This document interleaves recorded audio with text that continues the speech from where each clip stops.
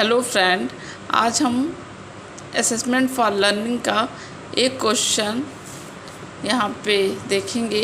Question है, उपलब्धि परीक्षण क्या है? प्रमाणीकृत तथा अप्रमाणीकृत परीक्षण के बीच अंतर बताइए। एक प्रमाणीकृत उपलब्धि परीक्षण बनाने की प्रक्रिया का विस्तारपूर्वक उल्लेख कीजिए। ये क्वेश्चन लगभग हर साल ही क्वेश्चन पेपर में आता है, इसलिए मैंने इस सॉल्ट से इस क्वेश्चन को लिया। अब देखेंगे इसका आंसर राइटिंग कैसे करेंगे। उपलब्धि पूछा है, उपलब्धि परीक्षण क्या है? तो क्या होता है उपलब्धि परीक्षण? आकलन मूल्यांकन प्रत्येक शिक्षण अधिगम प्रक्रिया के अभिन्न अंग हैं। यानी शिक्षण जब कार्यक्रम चलता है तो उसमें हम आकलन और मूल्यांकन करते हैं। शिक्षक छात्रों के अधिगम की प्रक्रिया को जानने और साथ साथ शिक्षण उद्देश्यों की उपलब्धि को जानने के लिए उपलब्धि परीक्षण तैयार करते हैं। जब हम कोई उद्देश्य शिक्षण के लिए उद्देश्य बनाए हैं और उसको जांचना कि कहाँ तक वो उद्देश्य की पूर्ति हुई है, तो उस उद्देश्य की उपलब्धि कितनी हो पाई है, इसी को जांचने के लिए उपलब्धि परीक्षण करते हैं। उपलब्धि परीक्षण का अर्थ व परिभाषाएं। एक बालक जब विद्यालय जाकर ज्ञान अर्जित करना सीखता है तो इसे उपलब्धि कहते हैं। मतलब विद्यालय गया और ज्ञान अर्जित किया तो इसको क्या कहे? उपलब्धि। मतलब उसने क्या ज्ञान अर्जित किया, कुछ तो गेन किया, उपलब्धि कहे। और इस उपलब्धि के लिए जो उपलब्धि की जांच करता है, ठीक है, उपलब्धि को मापेंगे, जांचेंगे, जो परीक्षाएं ली जाती हैं उसको, उस परीक्षा को क्या कह देंगे? उस परीक्षा को उपलब्धि परीक्षण कहते हैं। उपलब्धि परीक्षणों से हमारा अभिप्राय ऐसे परीक्षणों से है जिनमें एक निश्चित समयावधि, ठीक है, निश्चित समयावधि के प्रशिक्षण व सीखने के पश्चात व्यक्ति के ज्ञान व समझ का किसी एक विशेष विषय या विभिन्न विषयों में मापन किया जाता है। एक निश्चित समयावधि होती है और ये किसी विशेष विषय और या फिर कई टॉपिक में से एक टॉपिक कि आपने उसको कितना, आप उसकी उपलब्धि उस टॉपिक की आपने कितना अचीव कर पाए हैं, इस परीक्षण को क्या कहेंगे? उपलब्धि परीक्षण कहेंगे। एक बार आप इसको देख सकते हैं।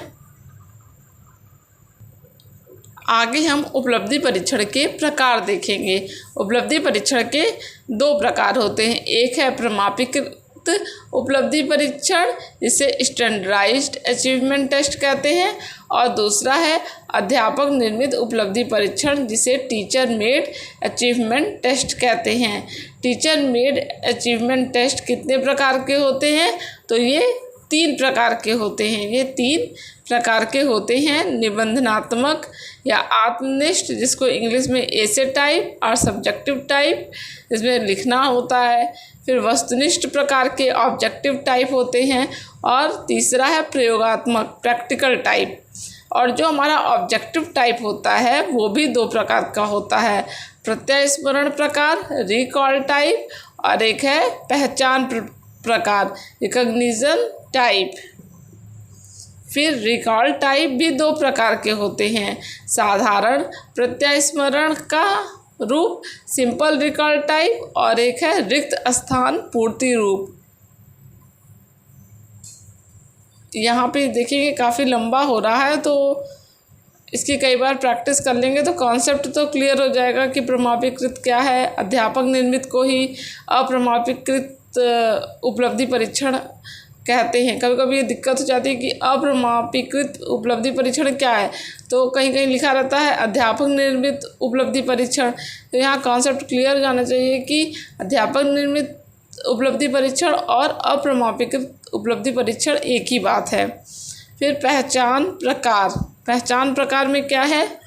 तो देखेंगे एकांतर प्रत्युत्तर रूप, बहुनिर्वचन रूप, मिलान रूप, वर्गीकरण रूप और समानता या तर्कयुक्त रूप। देखेंगे कि प्रमाणीकृत या मानकीकृत उपलब्धि परीक्षण क्या होता है, स्टैंडर्डाइज्ड अचीवमेंट टेस्ट क्या होता है। तो ये है मानकीकृत परीक्षण में विश्वसनीयता, वैधता, वस्तुनिष्ठता, मानक व व्यापकता आदि अनेक गुण का निहित होना आवश्यक है। मतलब एक स्टैंडर्ड का होना जरूरी है, जिसका नाम ही है स्टैंडर्डाइज अचीवमेंट टेस्ट। यानी वो जो हमारा स्टैंडर्डाइज अचीवमेंट टेस्ट हो वो कैसा हो, विश्वसनीय हो, एक उसकी वैलिडिटी हो, वैलिड हो, और वस्तुनिष्ठता हो, उसमें एक उसका मानक बनाया गया हो, और उसमें व्यापकता हो। अनेक गुणों का निहित होना आवश्यक है तथा ऐसे परीक्षणों का निर्माण मनोवैज्ञानिक कौन कौन करेगा? मनोवैज्ञानिकों, शिक्षाविदों व शोधकर्ताओं के द्वारा किया जाता है। यदि कोई परीक्षा एक विशाल समूह पर प्रशासित की जाए और उनकी उत्तर पुस्तिकाओं का मूल्यांकन करने के पश्चात प्राप्त अंकों का औसत मान निकाल लिया जाए, तो औसत या माध्यमांक मान उस समूह विशेष के लिए प्रमाप कहलाएगा। और हम जान गए कि प्रमाप क्या होगा। यदि कोई एक परीक्षा एक विशाल समूह पर की जा रही है तो उत्तर पुस्तिका का मूल्यांकन करने के पश्चात प्राप्त अंकों का जो औसत निकाला जाता है उसे क्या कहेंगे? उस विशेष समूह के लिए वो उसका प्रमाप हो गया, और विशेष ढंग से चयनित या प्रमापीकृत समूह कहलाता है। इसको जो प्रमाप निकाला गया है उस समूह को क्या कहेंगे? जिस समूह का निकाला गया है प्रमाप, उसको प्रमापीकृत समूह कहते हैं। और वह परीक्षण टेस्ट जिसके प्रमाप निर्धारित किया जा चुका है प्रमापीकृत या मानकीकृत परीक्षण कहलाता है। वो परीक्षण का नाम ही जिसमें प्रमाप निकाला गया है उसको क्या कहेंगे? उसको कहेंगे प्रमापीकृत या मानकीकृत। वही एक मानक निश्चित जो हो जाता है, किसी समूह का एक मानक निश्चित होना ही मानकीकृत परीक्षण है, जिसमें मानक निर्धारित करने के लिए जो परीक्षण किया जाता है उस परीक्षण को मानकीकृत उपलब्धि परीक्षण या स्टैंडर्डाइज्ड अचीवमेंट टेस्ट कहते हैं। मतलब एक स्टैंडर्ड, एक मानक निर्धारित करना। सीधे भाषा में हम कहेंगे तो यही है कि हम कोई परीक्षण किए जिससे उस परीक्षण से उस समूह का मानक निर्धारित हो गया, तो उस मानक निर्धारित करने वाले परीक्षण को क्या कहेंगे? प्रमापीकृत या मानकीकृत स्टैंडर्डाइज्ड अचीवमेंट टेस्ट कहेंगे। जैसे प्रमापीकृत से नहीं क्लियर हो रहा है, लेकिन मानकीकृत या स्टैंडर्डाइज्ड शब्द से हम अर्थ को देखेंगे तो ये क्लियर हो जा रहा है कि मानक निर्धारित करना। बात घुमा फिरा के कहें तो लंबा होगा, लेकिन यदि 2 लाइन में कहें तो मानक निर्धारित करने वाले परीक्षण को क्या कहेंगे? मानकीकृत उपलब्धि परीक्षण कहेंगे। आगे चलेंगे और डिफिनीशन देखेंगे। क्रोनबेक के अनुसार किसी मानकीकृत परीक्षण में प्रक्रिया, जो प्रोसेस है, फलांकन और जो मूल्यांकन आदि सभी निश्चित होते हैं। ठीक है, निश्चित होते हैं क्योंकि ये काफ़ी स्टैंडर्डाइज्ड होता है, फॉर्म में होता है, उसका विश्वसनीयता होती है, उसकी वैधता होती है, इसीलिए प्रक्रिया में फलांकन, मूल्यांकन आदि सभी निश्चित होते हैं। निश्चित होना जरूरी है जिससे इसका उपयोग विभिन्न अवसरों पर किया जा सके। इसमें मानकों की सारणी तथा किसी समूह के प्रतिनिधित्वकारी विद्यार्थियों का संभावित प्राप्तांक ज्ञात रहता है। देखिए दोस्तों, ये क्वेश्चन लंबा होता जा रहा है, लेकिन क्वेश्चन में जितने पार्ट पूछे गए हैं हमें वो लिखना भी ज़रूरी है। और ये लॉन्ग क्वेश्चन में आएगा तो ये सारी बातें देना, जब क्वेश्चन पूछा गया तो आंसर तो हमें करना ही है, तो समझने का प्रयास करेंगे। परीक्षण की प्रमापीकरण प्रक्रिया के पद स्टेप लिखना है कि जो हमारा परीक्षण हो रहा है उस प्रोसेस का स्टेप बाय स्टेप हम देखेंगे। परीक्षण के उद्देश्यों का निर्धारण, हेडिंग से क्लियर करने की कोशिश करेंगे कि परीक्षण के उद्देश्यों का निर्धारण। प्रमापीकृत परीक्षण का निर्माण करने से पूर्व उसके उद्देश्यों का निर्धारण किया जाता है। यानी कि वो परीक्षण क्यों किया जा रहा है, उसका एक उद्देश्य, जब भी हम कोई परीक्षण करते हैं तो उसके पीछे एक उद्देश्य होता है। तो परीक्षण करने से पहले ही उद्देश्य का निर्धारण कर लिया जाना ही यहाँ पे एक स्टेप है। जैसे परीक्षण कक्षा उन्नति के लिए है, जब हम लोग का फाइनल टेस्ट होता है, एग्ज़ाम होता है, तो कक्षा उन्नति हम लोग करते उससे होती है। निदान के लिए है, चयन के लिए, या फिर किसी कहीं एग्ज़ाम हो रहा है किसी नौकरी के लिए तो क्या उस चयन के लिए है, किसी विशिष्ट योग्यता व कुशलता को जांचने के लिए है। दूसरी हेडिंग है उपयुक्त पाठ्यक्रम तथा उद्देश्यों का विश्लेषण। मतलब जो हमारा पाठ्यक्रम है और जो ऑब्जेक्टिव है उस दोनों का विश्लेषण करना। परीक्षण के उद्देश्यों का निर्धारण करने के पश्चात उपयुक्त पाठ्यक्रम का चयन करना। एक बार उद्देश्य निर्धारित हो गया पहले, फिर जब उद्देश्य के अकॉर्डिंग पाठ्यक्रम बनाएंगे, उसका चयन करेंगे, अत्यंत आवश्यक हो जाता है। परीक्षण निर्माता जिस पाठ्य सामग्री का समावेश करना चाहता है वह अधिक से अधिक क्या हो, वैध हो। जैसे एग्जाम्पल देखेंगे, गणित, भाषा, व्याकरण, सामाजिक विज्ञान आदि। किसी भी विषय का चयन उसके पूर्व निर्धारित उद्देश्यों के अनुरूप किया जाता है। इस हेतु चयनित पाठ्यक्रम सामान्य प्रकृति का हो ताकि उसका प्रशासन करना व्यापकता के साथ कहीं भी प्रशासित किया जा सके। परीक्षण के उद्देश्यों का विश्लेषण करना भी आवश्यक होता है। यहाँ है कुल मिला जुला के बाद विश्लेषण, एनालिसिस करना है पाठ्यक्रम का और उसके उद्देश्यों का। जिस सब्जेक्ट का हम ले रहे हैं, उस जिस सब्जेक्ट के जिस टॉपिक का ले रहे हैं उसमें कौन सी पाठ्य सामग्री शामिल करेंगे, ये सब हम क्या करेंगे, सेकंड स्टेप है एनालिसिस करेंगे किसकी, उद्देश्य की, और जो सब्जेक्ट हम ले रहे हैं उसमें कौन सी पाठ्य सामग्री हम शामिल करेंगे, उस सब का हम विश्लेषण करेंगे। यही सेकंड स्टेप है। तीसरा है प्रश्नों का निर्माण। अब परीक्षण की बात आ रही है तो प्रश्न तो निर्माण करना ही होगा।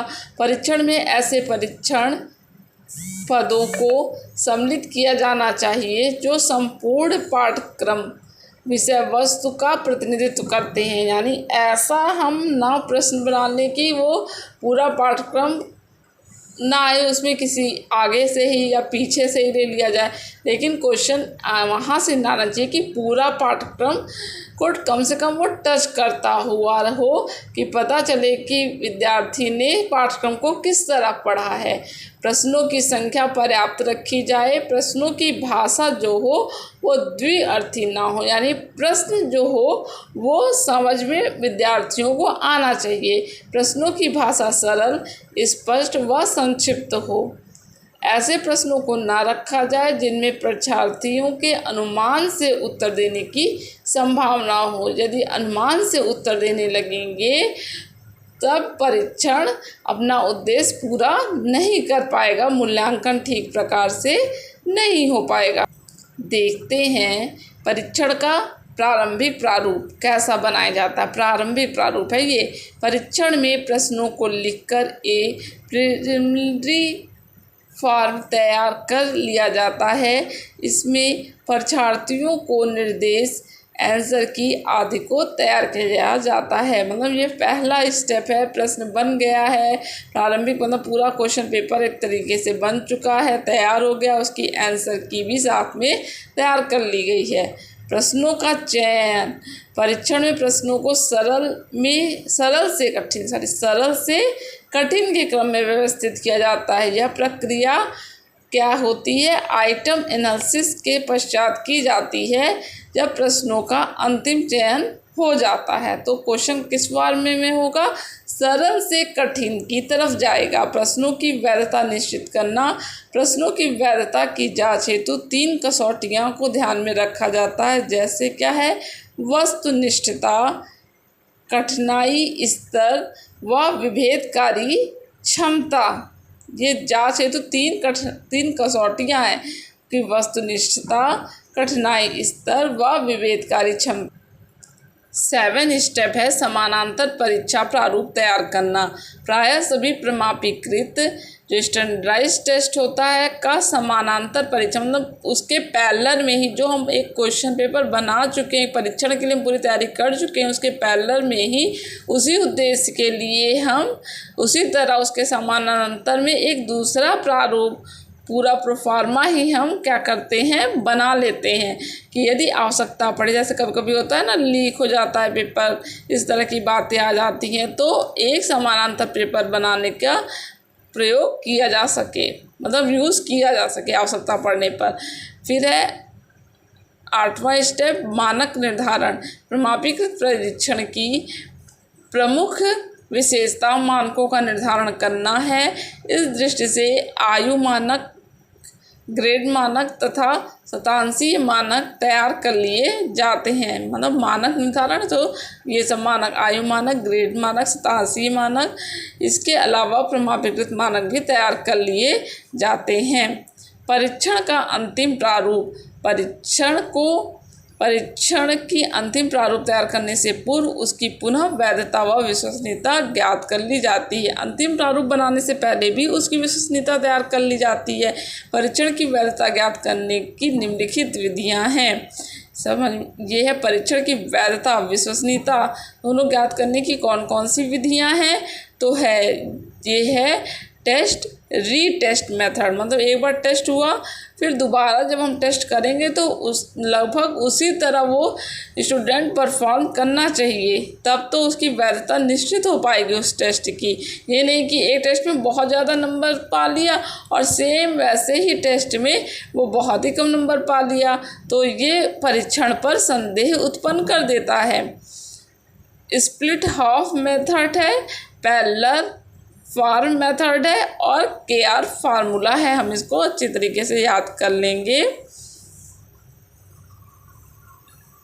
कि कौन कौन सा मेथड होता है। उसके मानक, मतलब अंतिम प्रारूप तैयार करने से पहले उसकी विश्वसनीयता की जांच के लिए 4 मेथड दिया गया है और हम इसके नाम अच्छे से याद कर लेंगे। परीक्षण सामग्री की छपाई। परीक्षण का अंतिम रूप निश्चित हो जाने पर समस्त सामग्री छपवा ली जाती है। क्वेश्चन काफ़ी ज़्यादा लंबा था और अभी भी ये पूरा नहीं हो पाया। इसमें 1-2 में अंतर बचा है, प्रमाणीकृत और अप्रमाणीकृत परीक्षण में अंतर, जो आने वाली सीरीज़ में आप उसको देखने को आपको मिलेगा। और आपको मेरा वीडियो और इसकी आंसर राइटिंग अच्छी लगी हो तो मेरे चैनल को प्लीज़ सब्सक्राइब कीजिए और आगे आने वाली सीरीज़ में बने रहने के लिए बेल आइकॉन को प्रेस कीजिए। थैंक यू दोस्तों।